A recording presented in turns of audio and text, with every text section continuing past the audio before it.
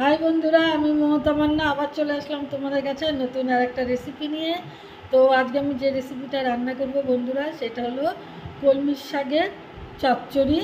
উচ্ছে দিয়ে বানাবো, তার সাথে আরও অনেক কিছুই থাকবে।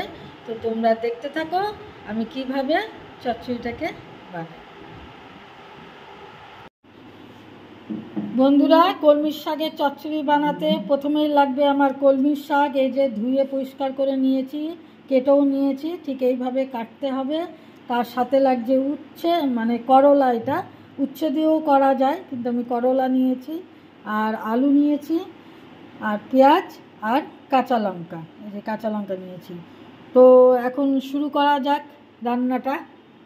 তোমরা আমার সাথে থাকো, দেখতে থাকো বন্ধুরা। কড়াইতে এই লবণ আর হলুদ দিয়ে এইভাবে আমি করলাগুলো ভেজে নিব।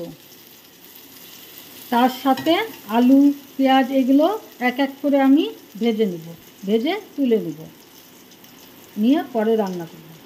বন্ধুরা, এই যে সব ভাজা হয়ে গেছে এগুলো।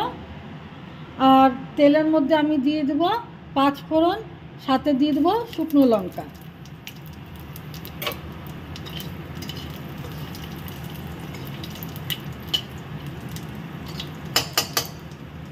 এর মধ্যে দিয়ে দেবো আমি শাক।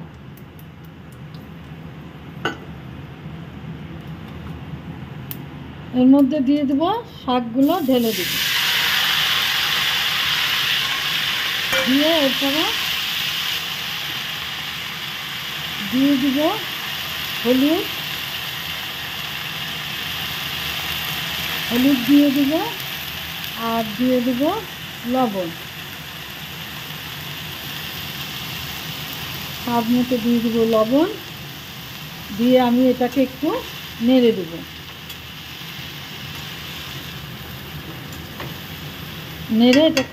নেড়ে এটাকে একটু ঢেকে দেবো। এটা সিদ্ধ হোক, এর ভেতর থেকেই জলটা বের হবে, ওই জলেই সিদ্ধটা হবে।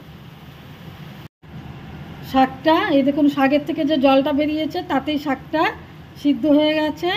আর ভেজে রাখা এই যে আনাজগুলো এর মধ্যে আমি এখন দিয়ে দিব।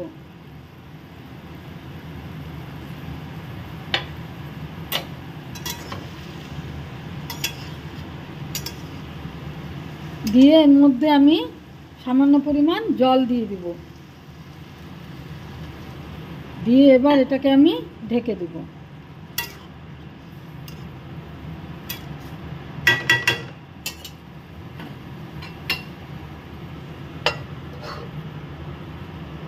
বন্ধুরা, এখন ঢাকনাটা আমি খুলে দিচ্ছি। খুলে দেখি কি পজিশনে আছে, বা ভালো পজিশনেই আছে। তো এখন আমি একটু নেড়ে দিলাম। দিয়ে এর মধ্যে আমি দিয়ে দিলাম রাঁধুনি বাটা।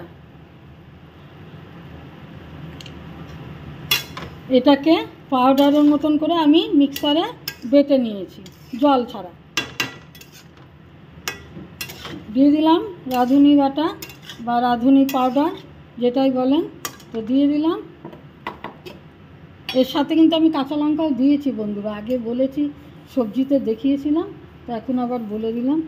তো এখন এর মধ্যে একটু দিয়ে দেবো চিনি। গ্যাসটা একটু বাড়িয়ে দিই। দিয়ে এখন নেড়ে নেব।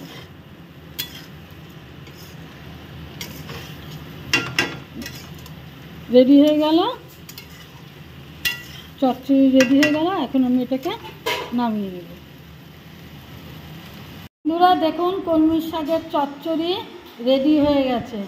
দেখতে কত সুন্দর লাগছে।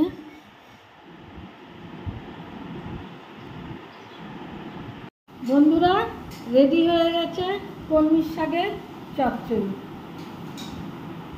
বন্ধুরা, আমার এই রেসিপিটা যদি আপনাদের ভালো লেগে থাকে তাহলে প্লিজ লাইক, শেয়ার, কমেন্ট করবেন, আর সাবস্ক্রাইব করে চ্যানেলটার পাশে থাকবেন।